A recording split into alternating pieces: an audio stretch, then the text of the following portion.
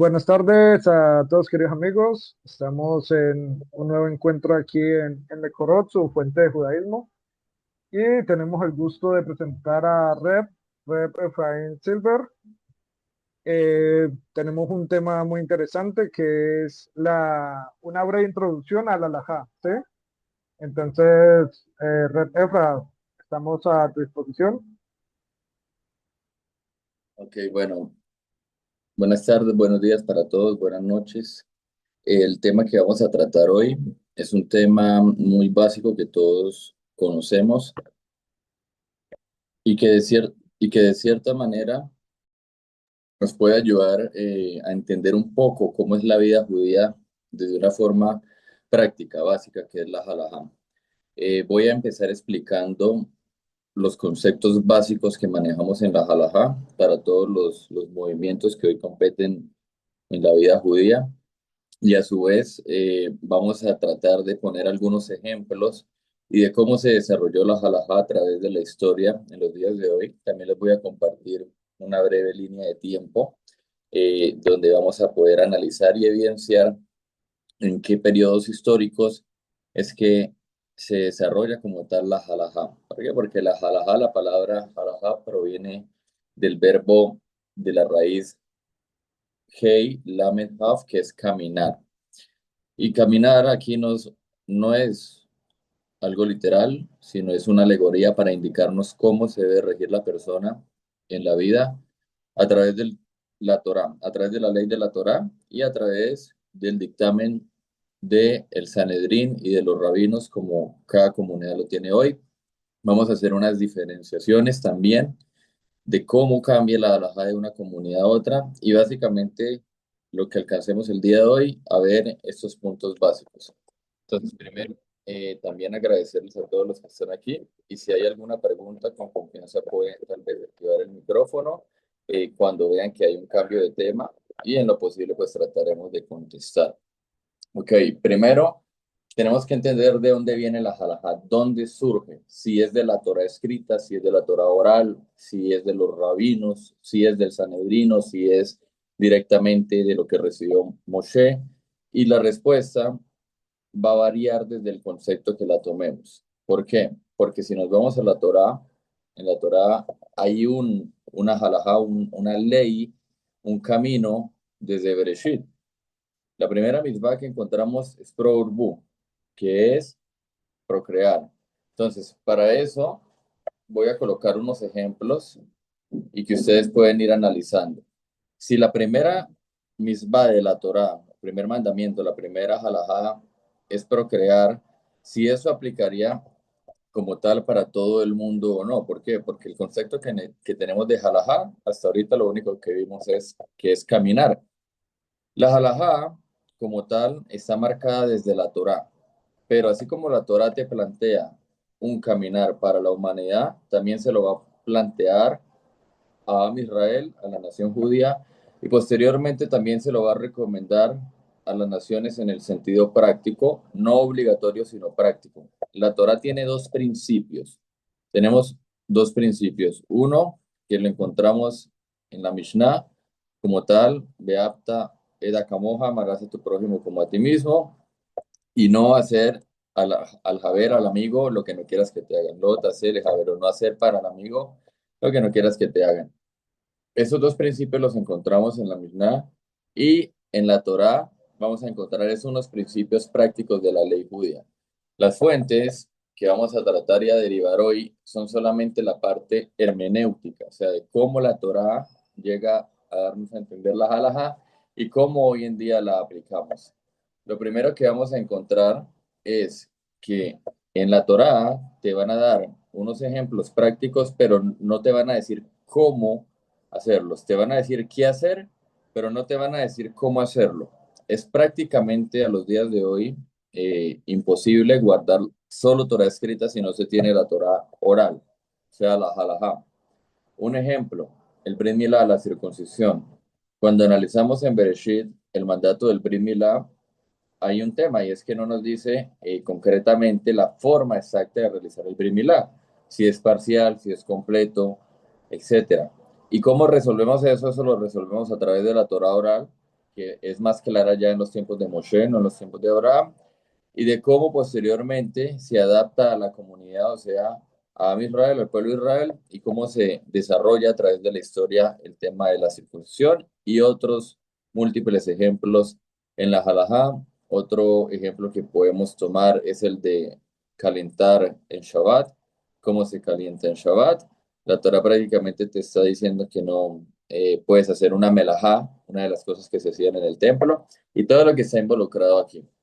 Entonces, Es como el ejemplo cuando hablamos de la importancia de la tradición oral en el sentido de Shabbat. ¿Sí? La Torah nos habla todo el tiempo de Shabbat, pero no nos especifica qué se hace en Shabbat ni cómo vivir en torno a Shabbat, porque la Torah asume que nosotros ya sabemos a qué se refiere cuando dice Shabbat.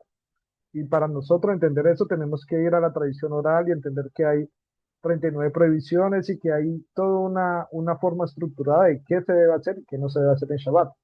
La Torah no lo dice por sí misma porque ella asume que tú ya sabes, pero la tradición oral sí entra a explicar todo eso. Entonces, podemos entender que así funciona. es correcto, sí. Y para eso tenemos que entender tres categorías que tenemos hoy en día en la halajá. Vamos a ir uno por uno. La primera es halajá le Moshe Sinai, que es lo que deberíamos hacer y que no deriva de algo que queramos o no, sino deriva de una orden que se dio y que la aplicación se desarrolla posteriormente a la orden que se da. Por eso se llama halajá le Moshe Sinai. O sea, que lo que Dios entregó a Moshe la base de cómo plantear la halajá, cuando le dice que nombre jueces, que nombre ancianos, que si hay una disputa entre un compañero y el otro, cómo resolverlo, si hay forma tal vez de resolver la disputa con una forma monetaria, económica o a través de un castigo. Todas estas cosas es halajá de Moshe Sinai.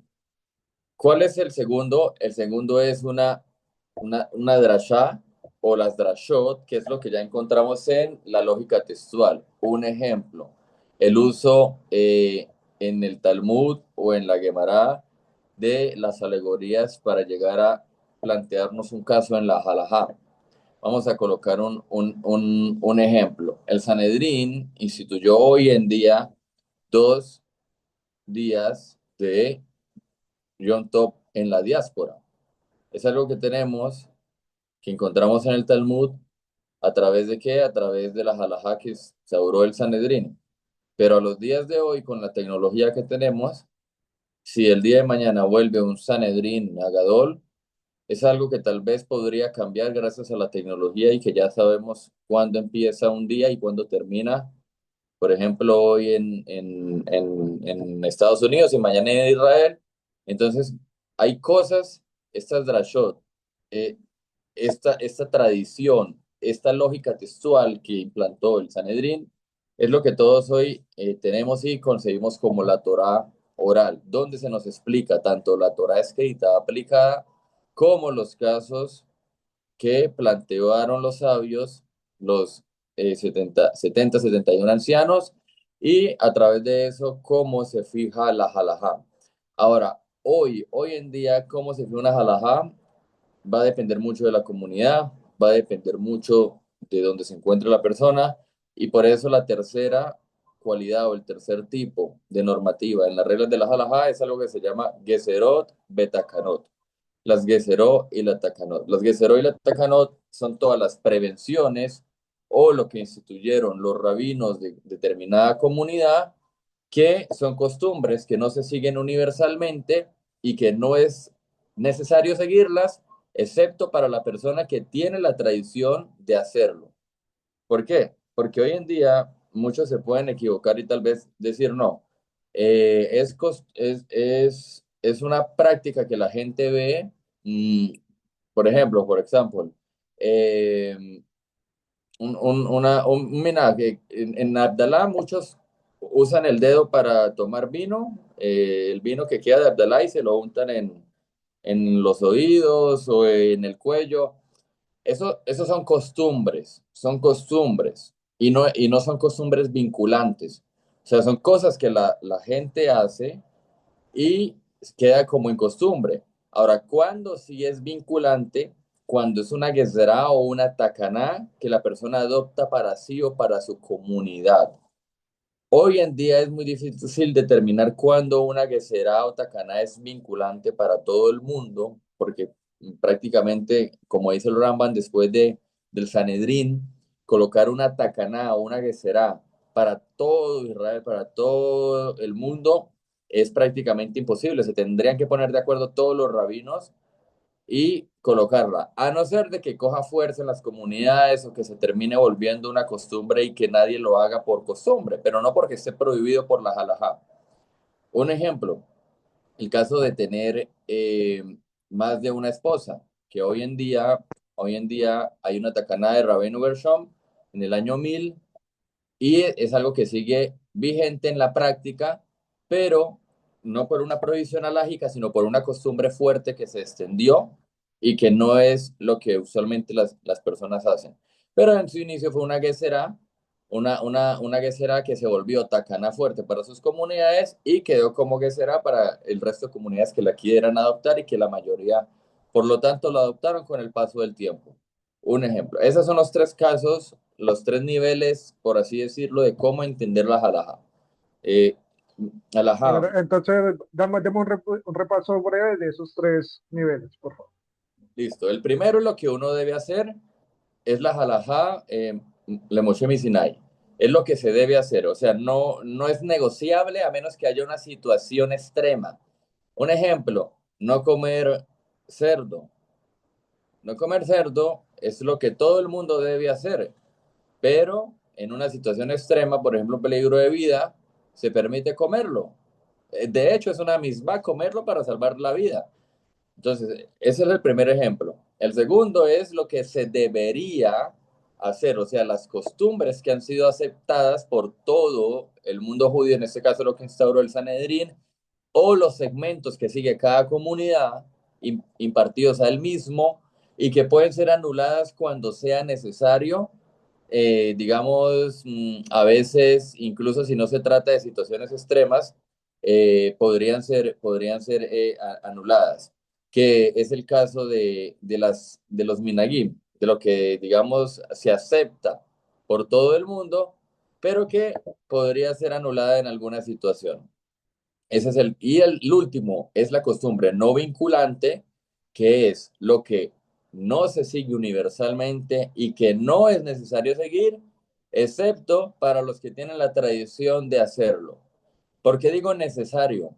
Porque una cosa es necesario y otra obligatorio. Una cosa es sarir, un ejemplo que pone el Ramban es cuando la persona, digamos, necesita ir a tefilá.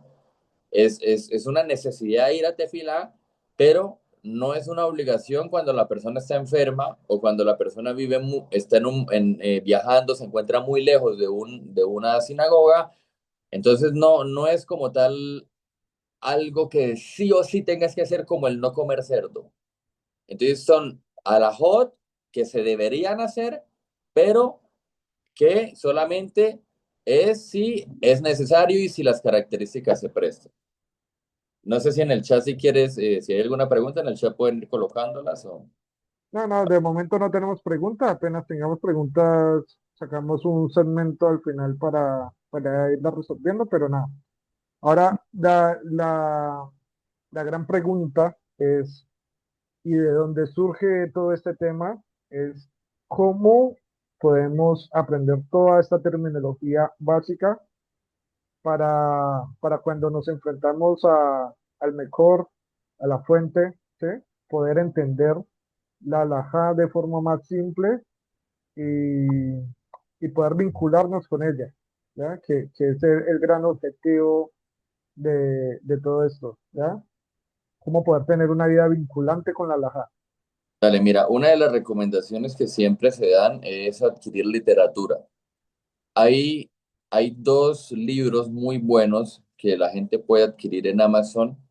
Eh, Uno es de la editorial Trailham y otro es de Upress. Uno es el diccionario del arameo y hebreo inglés del rabino Eliezer, que es una traducción de todos los términos que se encuentran en el Talmud y que son términos alágicos y prácticos. Eso es por la parte de la literatura. En Amazon pueden encontrar a través de estas dos editoriales, son alrededor de dos, tres libros muy buenos donde te presentan una serie de verbos, de artículos, anotaciones y así de esta forma es como lo más recomendable, estudiarlo directamente de la literatura. Ahora, supongamos que la persona no puede por ahora adquirir la literatura o estudia tal vez de Cefaria, de internet, qué sé yo. Para eso lo mejor es ir leyendo del hebreo, para los que ya tal vez dominan la lectura del hebreo, ir leyendo del hebreo e ir traduciendo lo que se está leyendo a la vez en voz audible, no solamente en la mente, sino en voz audible. Hay un método que es la repetición, repetir, repetir y repetir.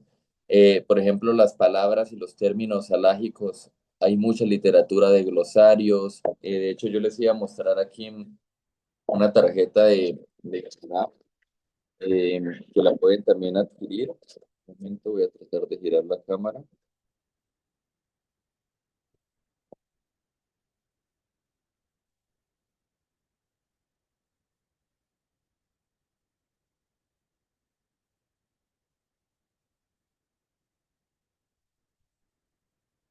¿Se alcanza a ver? Es que creo que tengo activado se ve borroso y sería. Se ve bastante borroso, Efra, pero coméntanos un poquito más de la literatura que tienes ahí, por Dale. Esa tarjeta de Guemara la pueden adquirir en Amazon, se llama de Guemara Card. Ahí van a encontrar también un glosario, abreviaturas, palabras que se manejan en la Guemara. De otra manera, en Internet, mira, en Internet hay mucha información, hay muchos artículos. Los que gusten, tal vez, Natán, si gustas, a través de Mecorot podemos abrir algún enlace, algún PDF y podemos subir algunos artículos gratuitos para que las personas los ubiquen y yo te los comparto y se envían tal vez por el grupo a través de las redes y se publican en las historias y todos los que nos están escuchando van a poder tal vez mirar estos glosarios. También se recomienda mucho visitar portales como OU, como Alajá Omid, como DIN Online. Ahí van a encontrar miles y miles de artículos que les van a ayudar a esto. Pero lo básico Bueno, es hacer esto. pues, quisiera hacer un pequeño paréntesis, ya que lo mencionaste.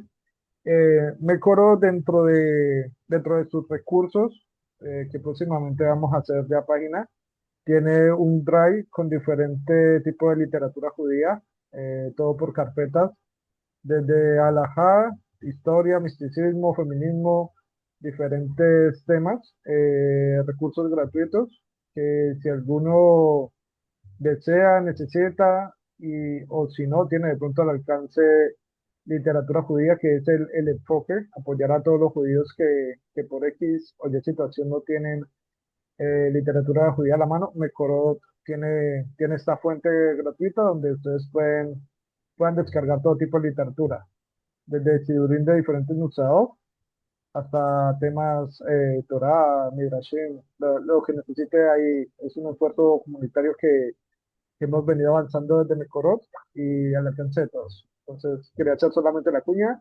Gracias por hacer el comentario de Fran. Dale, dale, excelente, excelente, Natán.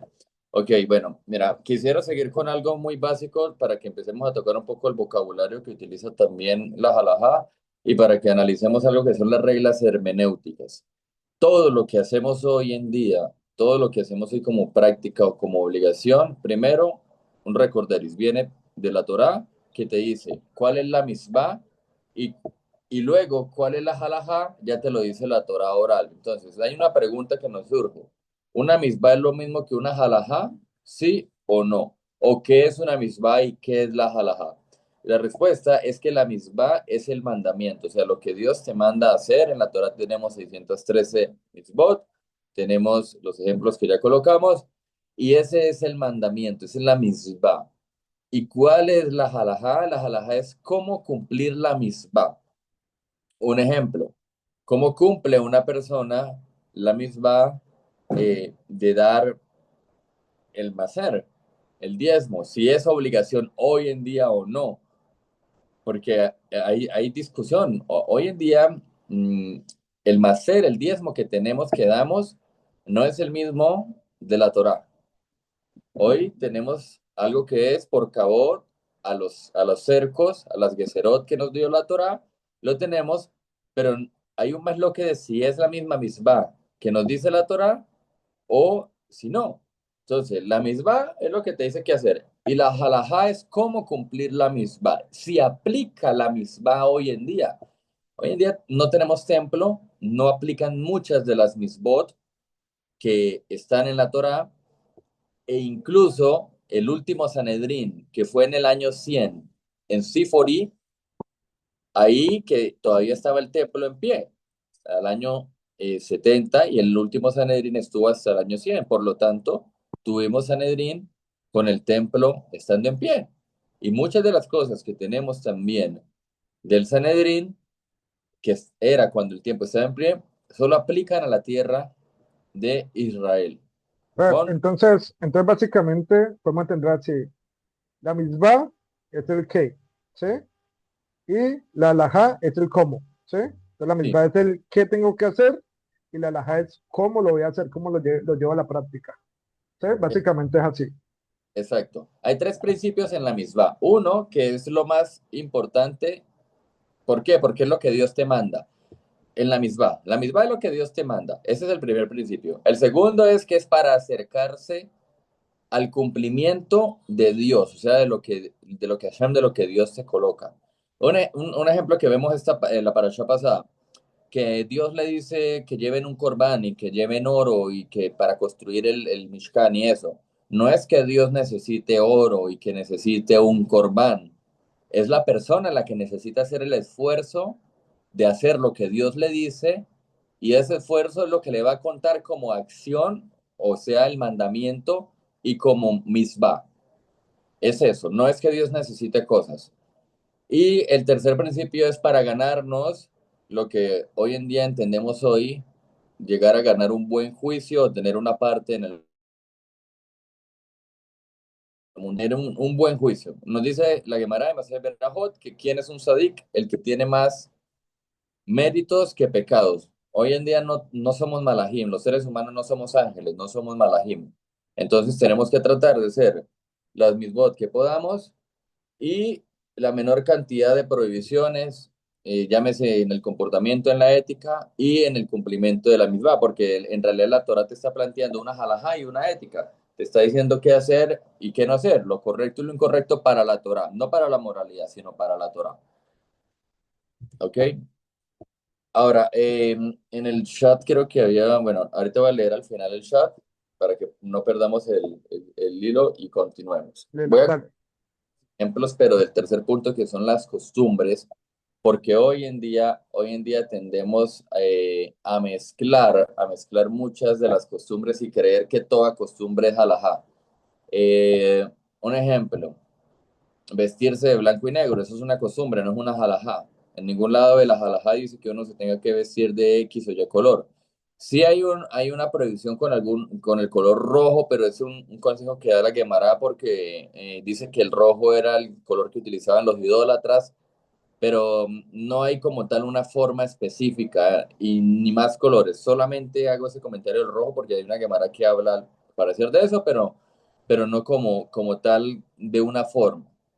Otro ejemplo, las costumbres que se tienen. Moverse en la Kedushá. Cuando una persona está en la sinagoga rezando la Kedushá, o sea, en la Hazara, en la repetición de la mida de Shimon Re, hay algunos que se mueven para la izquierda, otros para la derecha, otros dan una vuelta. O sea, hay muchas costumbres y no todo lo que es costumbre es halajá. Hoy en día el judaísmo está lleno de muchas costumbres. No es la mayoría, pero sí es lo que a veces se ve más y lo que genera más fama, por lo menos en comunidades y en personas donde no tienen, digamos, un conocimiento previo de diferenciar entre la halajá y las costumbres, porque no todo lo que es costumbre es halajá.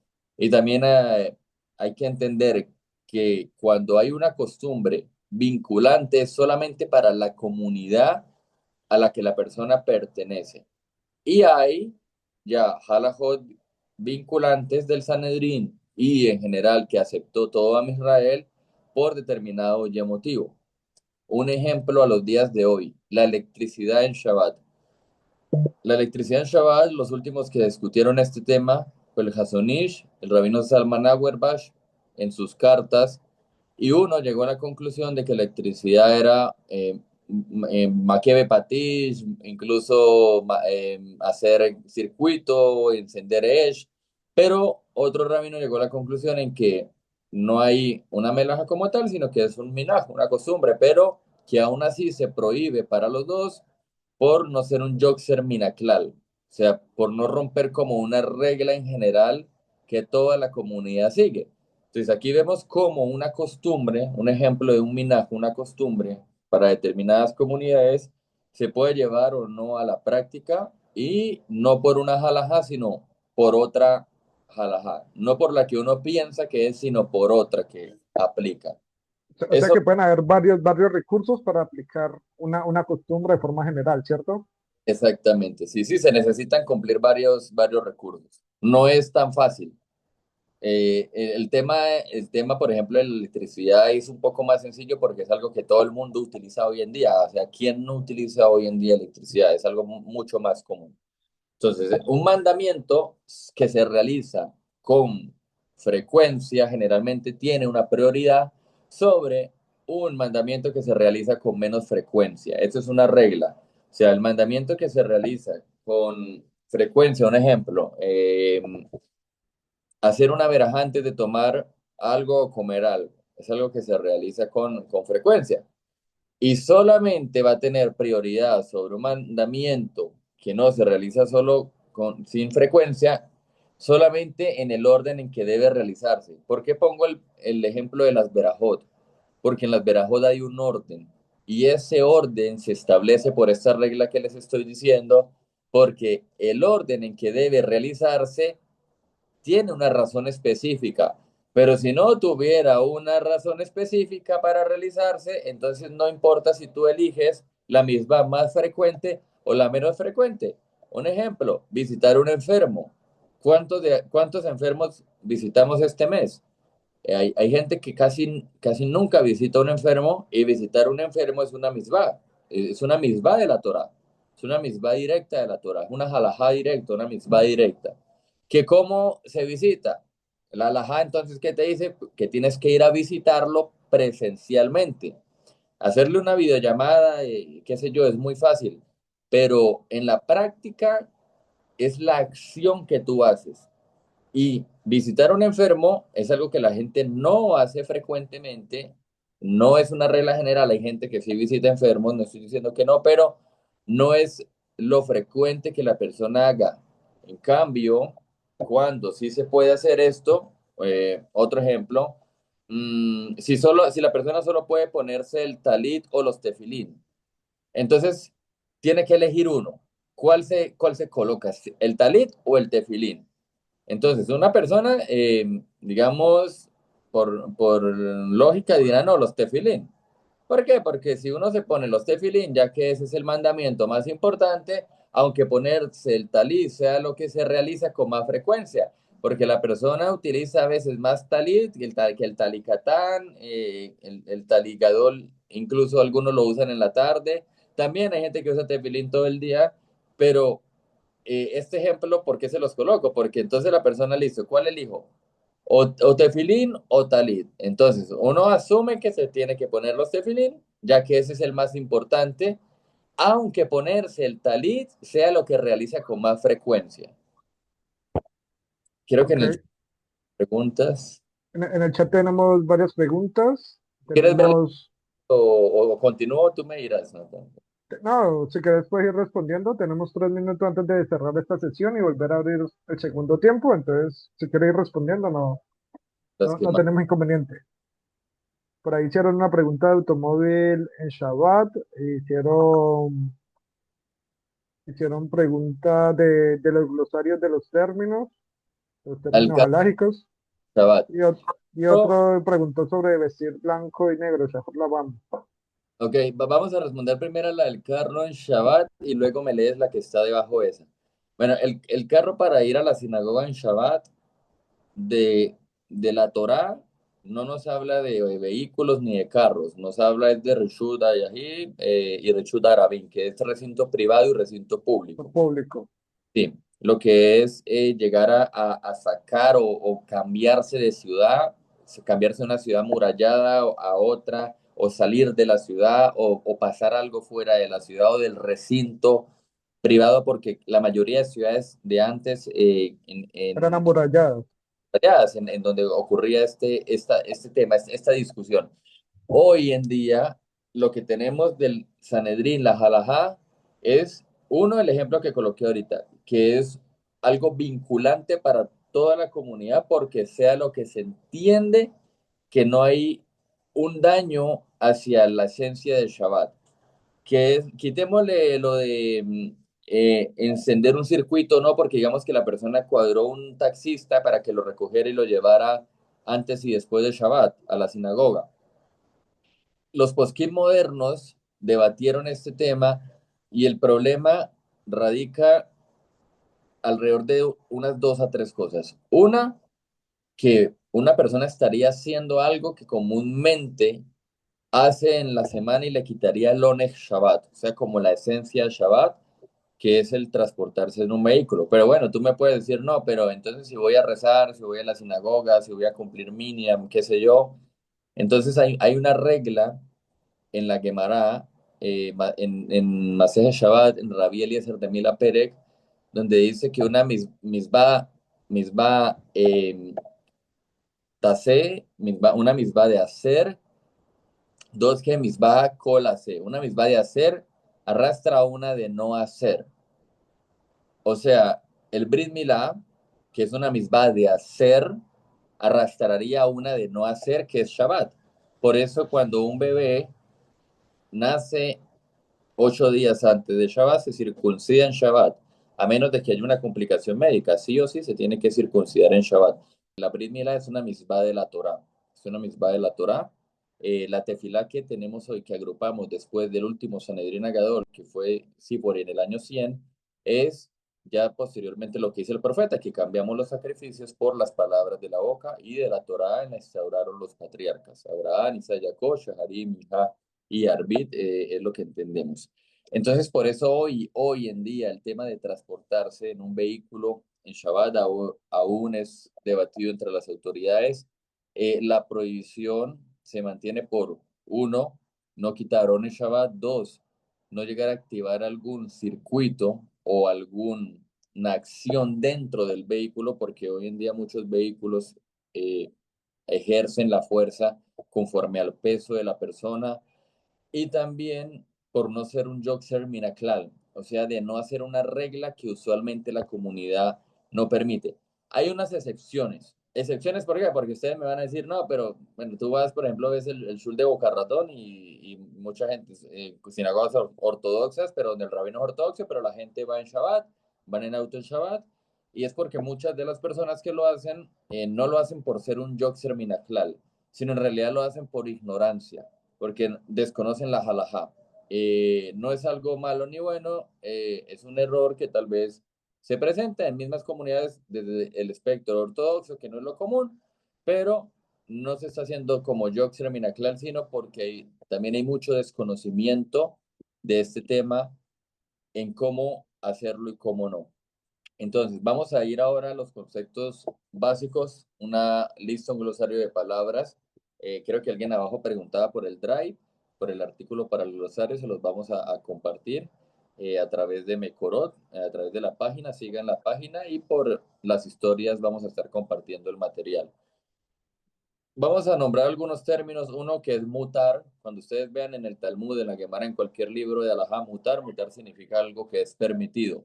Permitido siempre que te esté aclarando en qué momento y en qué no, porque a veces se puede decir mutar, aval, pero solo en tal caso. O sea, como que es permitido, pero en tal caso. Otro es azur, que es prohibido. Prohibido puede ser prohibido de la Torá o de Rabanam. Entonces, cuando ustedes vean Asur, prohibido, pero esa prohibición o es de la Torá o es del Rabanán, porque conocer si viene de la Torá o de Rabanán nos va a ayudar mucho a cómo determinar o cómo entender la halajá en nuestra comunidad. Muchos sefaradim siguen a Rabadia, los hasidim siguen a su rebe, los ashkenazim podemos seguir a tal Rosh Yeshiva, tal Rabino X, pero ¿en qué nos ayuda estos conceptos, ese glosario, en entender de dónde viene y en situaciones atenuantes cómo lo podemos aplicar? El Pirkei Avot dice que te hagas de un rabino, pero también hay unos que leen, hazte tú un rabino, porque a veces cuando pase una situación en la casa, no vas a estar llamando al rabino al celular, sí, sí es una cuestión que no sepas, pero hay muchas cosas que las podemos estudiar y aplicar. Entonces, eso es Azur o de Rabanán o de la Torá. Hay un término en la literatura bris que es Gabra o Hefza. Gabra es cuando la acción es la prohibición, y Hefza es cuando uno hace, o sea, la práctica. ¿Cómo podemos definirlo? Les voy a colocar aquí un ejemplo de Hefza versus Gabra. Gabra es el sujeto y Hefza es el objeto. Entonces, un isur, una prohibición, ¿está en la persona o en el objeto? Entonces, cuando a ti te hacen esa pregunta, bueno, tú tienes que definir si es Gabra, o sea, si la prohibición está en Gabra, en el sujeto, o si está en Hefsa, en el objeto legal. De Gabra y Hefsa. Y este ejercicio lo hago para qué? Para que ustedes entiendan que cuando alguien, por ejemplo, alguien les hace una pregunta de alajá, bueno, el lisur, la prohibición, ¿está en la persona o en el objeto? Un ejemplo.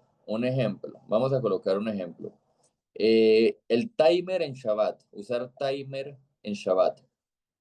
El timer en Shabbat hace que se encienda un aire acondicionado, un bombillo, la cocina y hace que se encienda en Shabbat.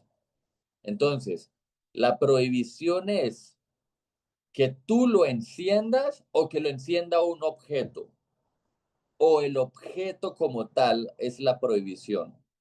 Entonces, cuando entendemos estos conceptos, vamos a poder cómo determinar la halajá. Hay una pregunta en el chat, ¿cuál es la halajá es más importante que otra, más vinculante? ¿Cómo, sabe- ¿Cómo sabemos cuándo una halajá es más importante que otra? Primero, cuando, lo primero que vimos al inicio, cuando se debe hacer, cuando es halajá lemoshe misinai. Ese es el primer nivel de importancia. Ahora, dentro de halajá moshe misinai, cuando una es más importante que otra, y ahí recurrimos a la Gemara en Maseje Shabbat, Rabbi Eliezer de Milapere, con el ejemplo del Brit Milá. Misbah hace, dot que misbah lot hace. Una misbah de hacer significa hacer, dot que arrastra, misbah, una misbah lot hace, de no hacer. Allí sí nos tenemos que ya recurrir, en este caso, ¿cómo lo plantea la Torah? Por ejemplo, el Brit Milá, en Shabbat se prohibió lacerar, cortar como tal, pero al ser una misbah positiva y la arrastra. Es eso para las de Torah. Ya para las que son del Sanedrín, de cómo deberíamos hacerlas, ahí sí nos tenemos que ir a cómo lo desarrolla la Gemara, cómo lo entienden los comentaristas o cómo lo podríamos llegar a entender con ayuda de los comentaristas a través de la Gemara. Un ejemplo, hay un comentario en el Rambam que se debate si lo que instituyó el Sanedrín es vinculante para la tierra de Israel o para incluso fuera de la tierra de Israel. Y la conclusión es que lo hacemos, ¿por qué? Porque si lo dejamos de hacer fuera de la tierra de Israel, vamos a perder la práctica y vamos a perder la misbah que vamos a tener que hacer en la tierra de Israel, en Geulah. Es por eso que hoy aplicamos la vinculación de forma general solamente cuando lo aceptamos, y eso es algo que aceptamos todos, no a través del Sanedrín, sino a través de la vinculación completa de todas las autoridades rabínicas, y ya lo que tal vez cambiaría es la interpretación posterior. Pero básicamente hasta el pilpul, ¿a qué llamamos pilpul? Por ejemplo, el pilpul explicándolo es es cómo cambia la obligación percibida.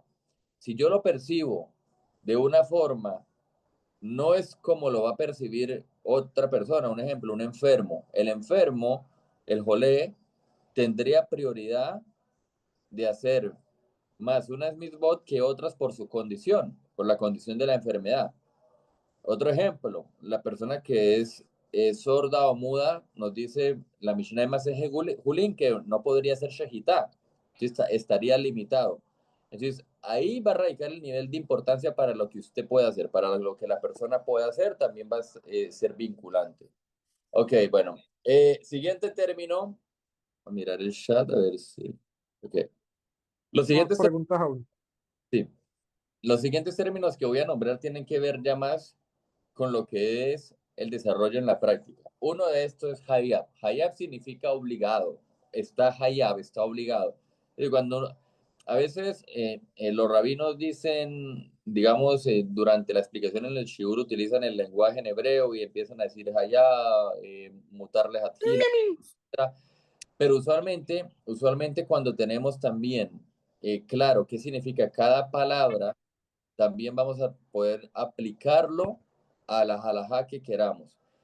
Un ejemplo con lo de hayá, con lo de obligado, puede implicar una misma obligatoria o una responsabilidad legal. Voy a colocar un ejemplo. Una persona que vio que alguien estaba robando a su compañero, o sea que un judío vio que otro estaba robando a otro. ¿Qué significa eso? Que esa persona está o obligada o responsabilizada de tomar una acción legal con el Beidín cuando hay testigos y comentar el caso al Beidín, al tribunal rabínico. Porque no va a ser la Shonará, no es la Shonará cuando tú tienes que, digamos, desenmascarar a un ladrón o un estafador. Y ahí hay una hayab, una obligación, tanto en la obligación de la misma, como es no robar, como en la obligación de responsabilizarse y hablar cuando alguien cometió una ilegalidad. Eso es hayab, hayab, Ok, o, ok, está claro. sí, obligatorio o responsable. El antagonista eh, de esto es patur.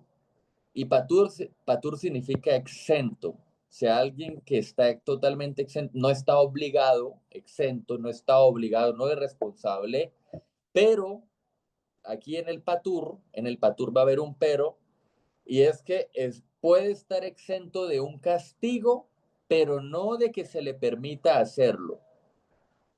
Un ejemplo, encontramos en el Rambam en la Salahot, que tienen que ver con el tema de los dinim, de los juicios, donde a veces dice que se le advierte a la persona, pero no se le ejecuta. Entonces se le advierte, pero no se le va a ejecutar. Entonces, está exento hasta un punto, pero no quiere decir que esté permitido lo que está haciendo, sino que ya va a tener un din, le llaman un juicio ya con Dios, no con otra persona. Ese es un ejemplo de patur. Y el tercer, Efra, donde, ¿y ese mismo ejemplo se puede aplicar para una persona que está enferma en Kipur o no aplicaría? Patur. sí, también podría aplicar porque la persona jole, que está enferma y que puede llegar a morir por no comer es la que estaría patur. Solamente el que está exento por condición médica. Tiene que ser una condición médica que lo exima de ayunar. ¿Qué es que lo exima de ayunar? Que por el ayuno no le pueda causar una enfermedad que pueda estar en riesgo su vida. Ahí estaría patur, estaría exento. ¿Ok? Muy Y claro, muy claro. los dos últimos de este primer nivel de conceptos serían mutar, que es permitido, y dentro de mutar hay dos subdivisiones. Una, mutar lejatjila y otra, mutar bediabat. Mutar permitido, lejatjila, le es un artículo que significa para, y Hatjila como de la mejor forma. Entonces, lejatjila para la mejor forma, para la mejor manera.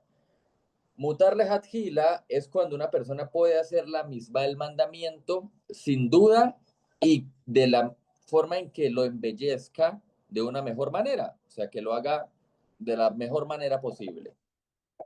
Un ejemplo, mujer, lejatjila.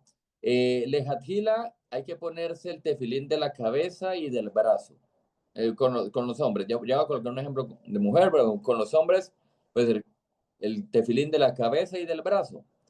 Lejatjila es que se coloque los dos, pero Bediabat alcanza con que se ponga uno. O sea que si no tiene los dos tefilín, se le perdió uno o solamente tiene el del brazo o el de la cabeza, se puede colocar uno solo y con ese uno solo que se ponga cumple. Ustedes no van a ver esto en la práctica, o sea, no van a ver que solo se coloquen uno, pero si solo tienes uno, pues con Bueno, uno, puede ser el caso de una persona que tuvo un accidente y perdió una extremidad. Entonces, no esa está, no está exento de dejar de colocarte tefilín, pero se puede colocar uno solo, dependiendo la situación. Y persona, cumple. para esa persona hay una cosa interesante, muy buen punto, hay algo interesante, para esa persona sería el de Hatjila, porque él no tiene una extremidad, es imposible que sea Bediabat para él. Para él sigue siendo Lejatjila, el caso que planteas. ¿Me entiendes? O sea, Sí, sí. La persona que le falte una extremidad, para él, para esa persona sigue siendo tranquila porque es de la mejor manera para él.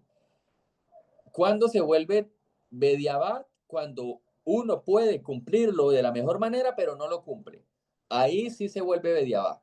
Pero es muy interesante el punto que pones porque en realidad para él sí seguiría siendo Lejatjila. Eh, muy interesante, sigamos. Ese es el primer nivel del glosario que les quería exponer, que les traje para hoy. Vamos a pasar al segundo nivel de los conceptos. No sé si hay alguna pregunta o en el chat pueden ir escribiéndola. Yo voy a estar ahí y tratar de estar pendiente.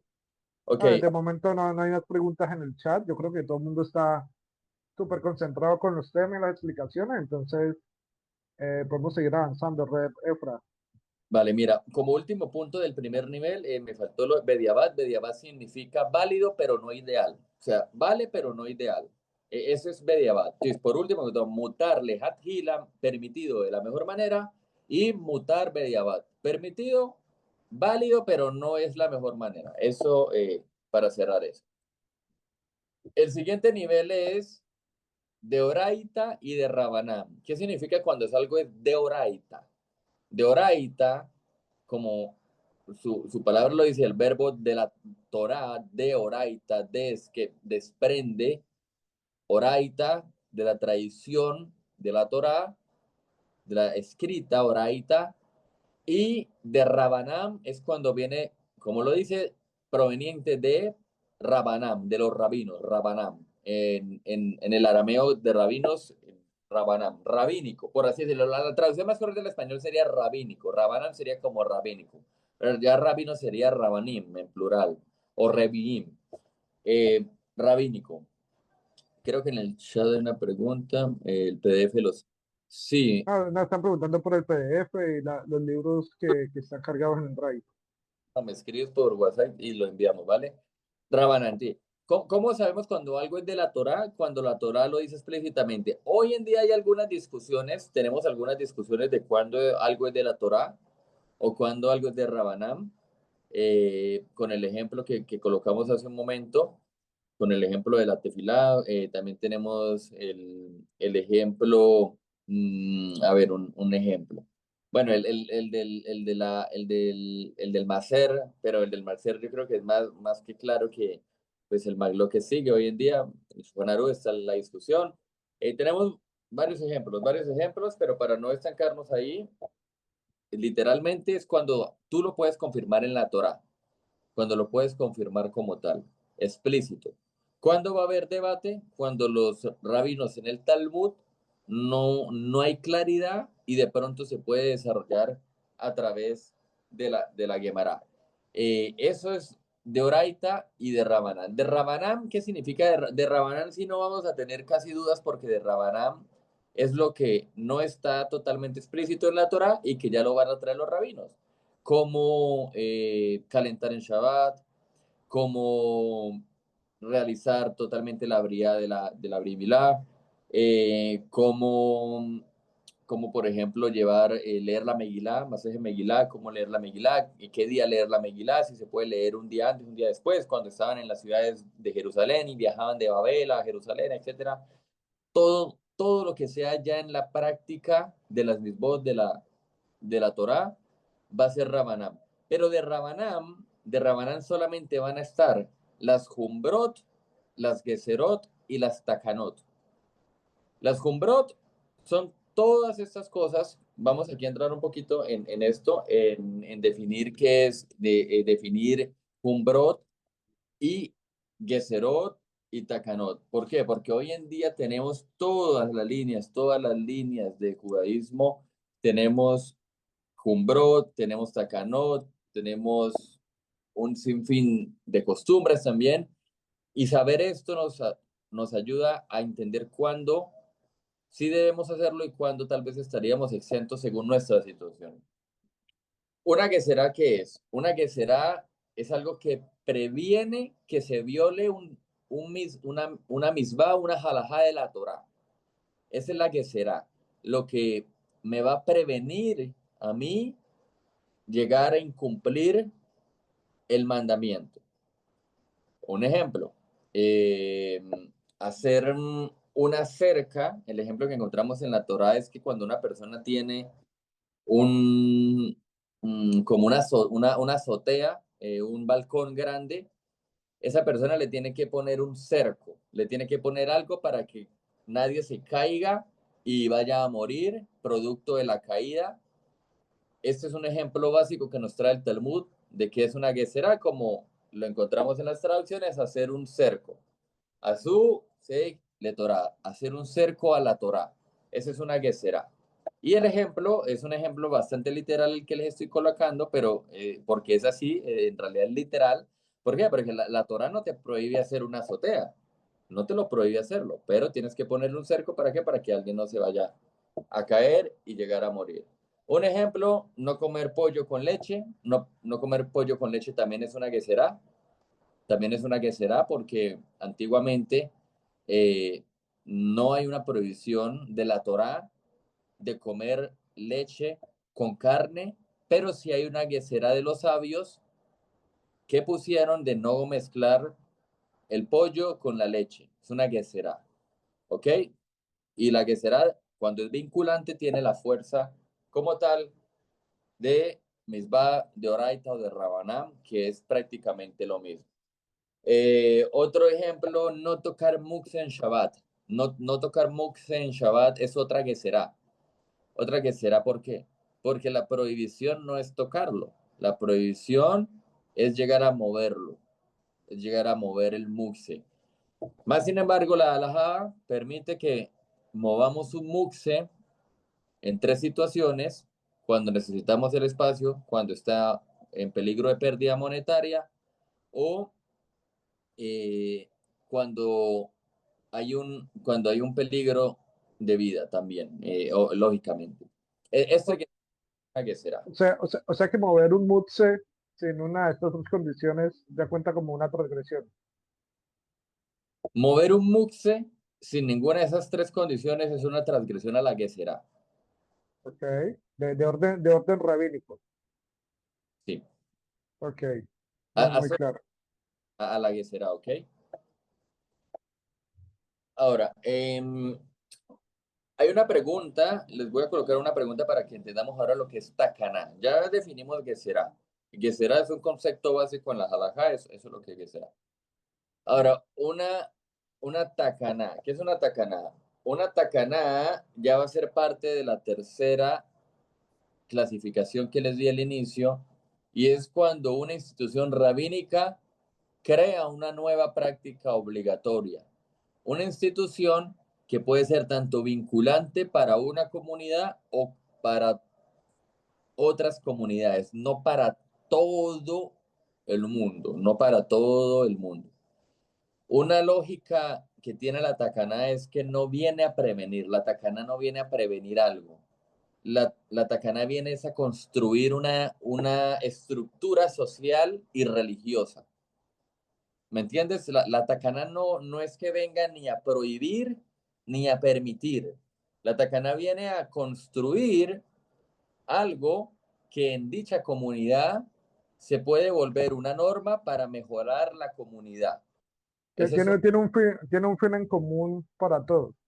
¿Sí? exacto. Un ejemplo, el encendido de las velas de Shabbat, Takana Jajamim, es una Takana de los Jajamim. Hay Takana institucionales que son solo vinculantes para una comunidad y hay Takanot universales que, el ejemplo de las velas de Shabbat, es algo que todo judío o judía decidió hacer. Yo creo que en todos los movimientos se hace lo de encender velas de Shabbat.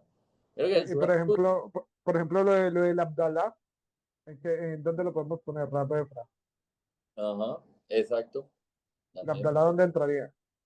La Abdalá, Sí, la Abdalá hoy en día entraría, bueno, la Abdalá sugiere una cosa, que en la Abdalá tenemos muchas costumbres, o sea, lo que hoy tenemos como Abdalá, lo que hoy entendemos como Abdalá es algo que involucra primero costumbres más que todo, o sea, lo que tú ves hoy en día, que es que se huele las especies, se enciende una vela con trenzadas, sí. como trenzada, no son obligaciones alágicas, pero sí, un ejemplo, la costumbre es que la vela sea trenzada, pero se puede utilizar una vela triangular. Hay unos que utilizan una triangular, unos que utilizan una como redonda. ¿Me Sí, es que entiendes? las formas cambian, dependen de la costumbre y de lo que esté en la mano. Exactamente, exactamente. La Abdalá, partiendo del ejemplo que te acabo de dar, es una tacaná. Es una tacaná porque es algo que hace parte de una institución. No es la misma Abdalá que hacen los sefaradim a los ashkenazim en costumbres, pero sí en Berajot, de hecho hasta lo de Besamim también, lo que son Berajot, todo lo que incluye a Berajot.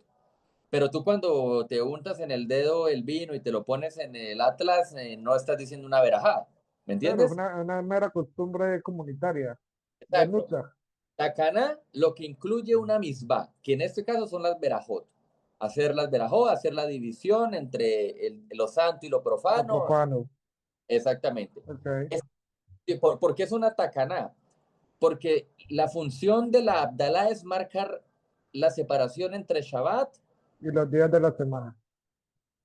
es una función religiosa y social que los sabios determinaron y construyeron para el cerco religioso y social. El Rambam de hecho dice que está basado en un concepto casi, el Rambam lo ve como casi de Oraita, porque él dice que en el texto de la Torá está basado en recordar, del Abdalá, perdón, en recordar el Shabbat, como dice Zahor, es Yona Shabbat, y recordar el día de Shabbat.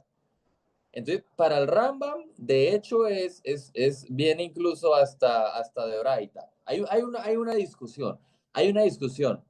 Podemos también, digamos, ver varias opiniones. ¿El Jalá es de Rabanam o de Oraita? Muy, muy buena pregunta. Una Eh, la- interesante pregunta. a ver, la jala tiene algo que hoy en día la jala que comemos no es la del, la del Mishkan, ¿no? No El es. segundo templo, sí, porque no tenía levadura. Sea, no es la misma, pero la que sí tenemos hoy del templo es Afrashat Halá, que es separar la Halá. O sea, la misma no es hacer la Halá, es separar Separar la masa. exactamente. Una porción de la masa.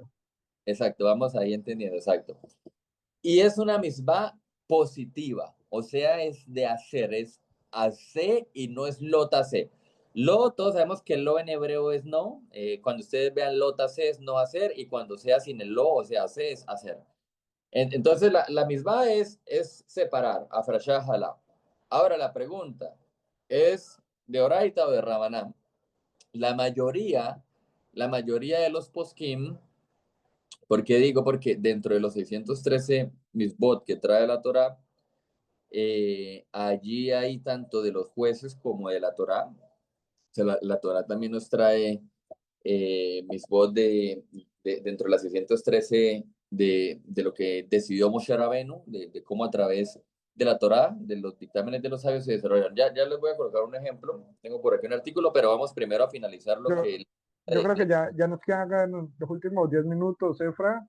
Eh, concluimos ahí con ese tema y ya vamos a unas preguntas puntuales que tenemos para hacerte. Ok, ¿alguno quiere preguntar algo o vas a hacer las preguntas? Bueno, básicamente no más preguntas ahí en el chat, pero sí quisiera preguntarte por qué la halajá debería ser un punto positivo para cada judío.